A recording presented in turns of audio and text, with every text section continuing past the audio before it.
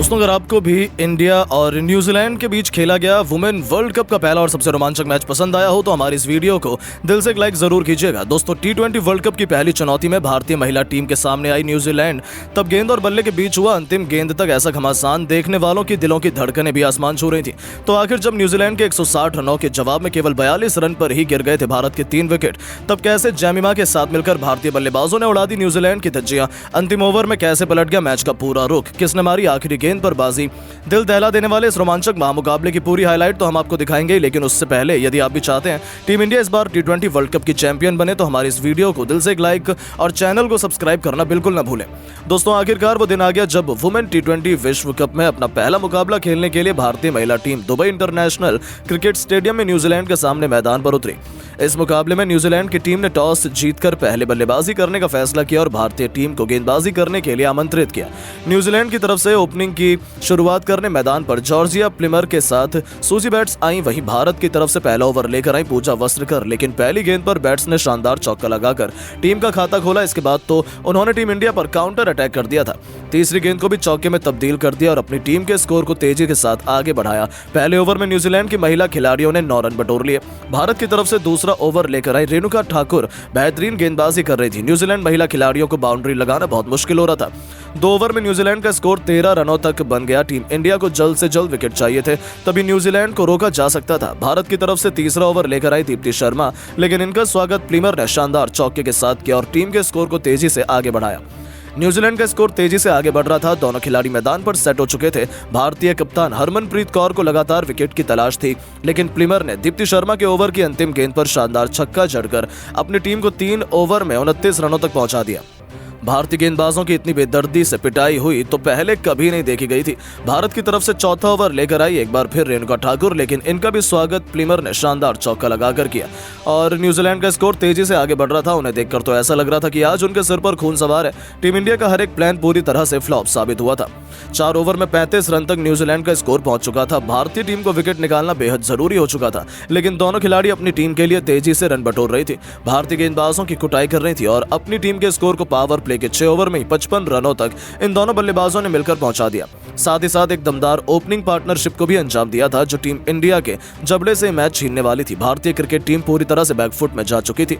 New Zealand की team match में पूरी तरह से हावी नजर आ रही थी। इसी दरमियान न्यूजीलैंड को 1-2 मौके भी मिले। भारतीय महिला खिलाड़ियों की फील्डिंग तो बेहद खराब थी। भारतीय फैंस उदास और मायूस थे, लेकिन तभी भारत की तरफ से 8वां ओवर करने आई अरुंधति ने ओवर की चौथी गेंद पर सूजी बैट्स को पवेलियन का रास्ता दिखा दिया और भारतीय टीम को 67 रनों के स्कोर पर पहली सफलता दिला दी। तब जाकर भारतीय फैंस ने राहत की सांस ली, लेकिन अब मैदान पर एमिलिया कैर आ चुकी थी। हालांकि तभी भारत की तरफ से 9वां ओवर लेकर आई आशा शोभना ने ओवर की पहली गेंद पर जॉर्जिया प्लेमर को स्मृति मंधाना के हाथों कैच आउट करवाकर पवेलियन का रास्ता दिखा दिया और भारतीय टीम को दूसरी सफलता 67 रनों के स्कोर पर बैक टू बैक मिल गई। अब टीम इंडिया पूरी तरीके से मैच में पकड़ बनाने के लिए तैयार थी। न्यूजीलैंड दबाव में थी। ऐसे में मैदान पर सोफिया डिवाइन आ चुकी थी। अब मैदान पर दोनों बल्लेबाज आ चुके थे। यहाँ मौका था भारतीय टीम के पास पूरी तरीके से न्यूजीलैंड को ऑल आउट करने का, लेकिन ये दोनों खिलाड़ी सूझबूझ भरी बल्लेबाजी से टीम के स्कोर को धीरे धीरे आगे बढ़ा रही थी। 10 ओवर में इन दोनों ने मिलकर अपनी टीम को 72 रनों तक पहुंचा दिया।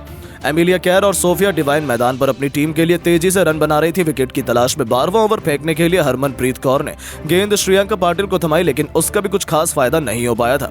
इन दोनों के बीच भी एक मजबूत पार्टनरशिप पनपने लगी थी। तभी 13वां ओवर लेकर आई आशा शोभना को आड़े हाथों लेते हुए डिवाइन ने एक के बाद एक 2 खतरनाक चौके जड़कर टीम इंडिया की खुशियों को मातम में बदल कर रख दिया था।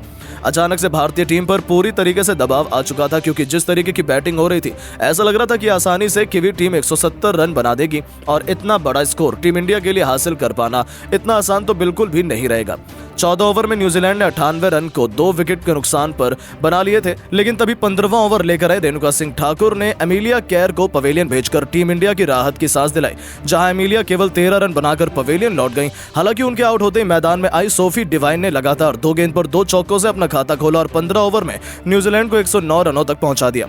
आते ही उन्होंने तो सीधा अपने बल्ले से आग उगलनी शुरू कर दी और भारतीय गेंदबाजों को ऐसा धोया कि 17 ओवर में न्यूजीलैंड ने 123 रन बनाए तो 18वें ओवर में हैलिडे और डिवाइन दोनों ने मिलकर एक के बाद एक 3 चौके जड़ दिए। हालांकि 19वें ओवर में रेणुका ने इस बार हैलिडे का भी शिकार किया, जो 12 गेंद पर 16 रन बनाकर पवेलियन लौट गए। 19 ओवर में न्यूजीलैंड ने 149 रन बनाए थे। 4 विकेट के नुकसान पर तो अंतिम ओवर में डिवाइन ने एक और चौका लगाया और 20 ओवर में न्यूजीलैंड को 160 रनों तक पहुंचा दिया। जहां सोफी डिवाइन ने कप्तानी पारी खेलते हुए 36 गेंद पर 57 रन बनाकर नाबाद रही। अब भारतीय टीम के सामने इस लक्ष्य का पीछा करने की मुश्किल चुनौती थी। ऐसे में टीम इंडिया को विस्फोटक शुरुआत दिलाने स्मृति मंधाना के साथ शेफाली वर्मा की खतरनाक जोड़ी मैदान में आई थी और पारी की पहली गेंद पर जस कैर का स्वागत स्मृति मंधाना ने स्क्वायर लेग को चीरते हुए चौके से कर अपने तेवर न्यूजीलैंड को दिखा दिए थे। पहले ओवर में ही इन दोनों खिलाड़ियों ने फुर्ती से 11 रन बटोर लिए। टीम इंडिया को शुरुआत तो शानदार मिल चुकी थी, ऐसा सबने सोचा था, लेकिन तभी दूसरा ओवर लेकर आई ईडन कार्सन ने शेफाली वर्मा को कॉट एंड बोल्ड कर टीम इंडिया को पहला झटका दे दिया था। उनके आउट होने के बाद मोर्चा संभालते मैदान में कप्तान हरमनप्रीत कौर खुद नजर आए थे, लेकिन दोस्तों पहला विकेट जाने के बाद रनों की रफ्तार बहुत ज्यादा धीमी हो चुकी थी। भारतीय पारी कछुए की रफ्तार से आगे बढ़ रही थी। पूरी तरीके से न्यूजीलैंड ने मैच में शिकंजा कस लिया था, क्योंकि 4 ओवर में मुश्किल से टीम इंडिया 21 रन बना पाई थी। दोस्तों तभी बढ़ते दबाव के बीच स्मृति मंधाना ने छक्का लगाने का ट्राई किया, लेकिन वो बाउंड्री पर फील्डर के हाथों कैच आउट हो गई। केवल 28 रनों पर टीम इंडिया के दोनों पवेलियन जा चुके थे। स्मृति मंधाना केवल 12 रन बना पाई। ऐसे में अब हरमन के साथ जेमिमा रॉड्रिक्स पर टीम इंडिया की बिगड़ती पारी को संभालने की बड़ी जिम्मेदारी थी। आते ही जेमिमा ने चौके से अपना खाता खोला था। 5 ओवर में टीम इंडिया ने 34 रन बना लिए थे, लेकिन दोस्तों टीम इंडिया की कमर तो उस समय टूट गई जब पावर प्ले के आखिरी ओवर में हरमनप्रीत कौर भी एलबीडब्ल्यू होकर अपनी टीम को मझदार में छोड़कर पवेलियन लौट गए। मुश्किल से 42 रन पर भारत के टॉप 3 बल्लेबाज ढेर हो चुके थे, जहां हरमनप्रीत भी केवल 15 रन बना पाई। अब मैदान पर ऋचा घोष और जेमिमा भारतीय पारी की नैया पार लगाने की बड़ी जिम्मेदारी उन पर आ चुकी थी। 6 ओवर में टीम इंडिया ने 43 रन बनाए थे। अभी भी भारत को जीत के लिए 14 ओवर में 118 रन चाहिए थे। सबको लगा था कि भारत हार जाएगी, लेकिन पूरी दुनिया तो टीम इंडिया का पलटवार देख हक्का बक्का रह गई। भारतीय बल्लेबाजों ने ऐसी तबाही मचाई कि मैच को अंतिम ओवर में पहुंचा दिया और फिर जो हुआ वो इतिहास के पन्नों में हमेशा हमेशा के लिए अमर हो चुका है। लेकिन दोस्तों अब आपको क्या लगता है कि टीम इंडिया इस बार पुरुषों की तरह T20 वर्ल्ड कप जीत पाएगी या फिर नहीं? अपनी कीमती राय नीचे कमेंट करके जरूर बताएं और ऐसी शानदार खबरों के लिए चैनल को सब्सक्राइब जरूर करें। धन्यवाद। ऐसा हाहाकार कब आई है पूरे बांग्लादेश की रूह? एक के बाद एक 6 छक्के जड़कर हिला दिया पूरा क्रिकेट जगत। जरूर जी हाँ दोस्तों, आखिर कैसे गेंदबाजों की बेरहमी से जमकर कुटाई करते हुए सूर्य ने जड़ दिया इतिहास का सबसे तेज शतक। छोड़ा रोहित डिविलियर्स को भी पीछे उनकी ऐतिहासिक शतक ये पारी का पूरा वीडियो हम आपको दिखाएंगे, लेकिन उससे पहले आपको क्या लगता है कि सूर्य कुमार यादव, रोहित शर्मा और हार्दिक पांड्या में कौन सबसे शानदार खिलाड़ी और कप्तान है? नीचे कमेंट करके जरूर बताइएगा। दोस्तों T20 सीरीज शुरू होते ही बांग्लादेश के खिलाफ भारत के कप्तान सूर्य का विध्वंस सिर चढ़कर बोला है। जी हाँ, श्रीलंका के खिलाफ पहली बार कप्तान बनते ही उन्होंने अपार सफलता हासिल की।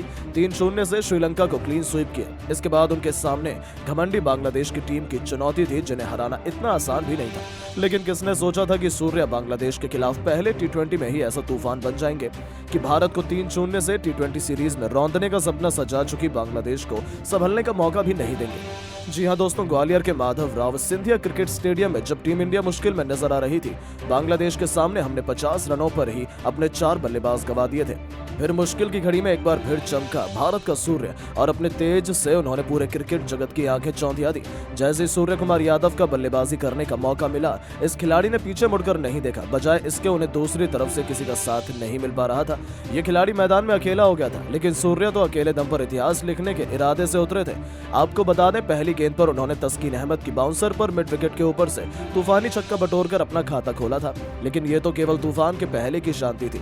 उसके बाद तो तबाही का मंजर इस कदर आया कि बांग्लादेश की रूह कांप उठी। T20 के नंबर 1 इस खिलाड़ी ने अपने विस्फोटक अंदाज में एक के बाद एक सीधा चौके छक्कों की झड़ी लगानी शुरू कर दी और पलक झपकते सूर्य कुमार यादव अपने अर्धशतक की तरफ बढ़ने लगे। इसी दौरान गेंदबाजी करने आए मेहंदी हसन मिराज की भी धज्जियां उड़ाते हुए उनकी लगातार 2 गेंद पर 2 खतरनाक छक्के सूर्य कुमार यादव ने ठोक दिए थे। तो वहीं तीसरी गेंद पर भी उन्होंने खूबसूरत चौका बटोरकर इस गेंदबाज की दिशा बिगाड़ दी थी। ऐसा लगा था कि ये किसी भी गेंदबाज पर रहम करने के लिए तैयार नहीं है, और ऐसा ही कुछ हमें देखने को भी मिला। पलक झपकते ही इस खिलाड़ी ने अपनी धाकड़ बल्लेबाजी के दम पर केवल 16 गेंदों पर अपना तूफानी अर्धशतक पूरा कर लिया था, जिसमें उन्होंने 5 खौफनाक छक्के लगाए थे। इसे देखने के बाद जहां भारतीय खेमा गंभीर अभिषेक से लेकर हर कोई जश्न मना रहा था, तो वहीं पूरे बांग्लादेशी खेमे के पसीने छूटने लगे थे। वो तो अपनी आंखों पर भरोसा नहीं कर पा रहे थे, क्योंकि इस खिलाड़ी को रोक पाना यहां से भी उनके गेंदबाजों के बस की बात नहीं हुई। T20 को T10 में तब्दील कर बांग्लादेश के हर एक गेंदबाज को रिमांड पर लेते हुए सूर्य कुमार यादव ने मैदान पर कहर बरपा दिया था। अपना 360 अंदाज दिखाते हुए वो मैदान के हर एक कोने पर बाउंड्री लगाते जा रहे थे।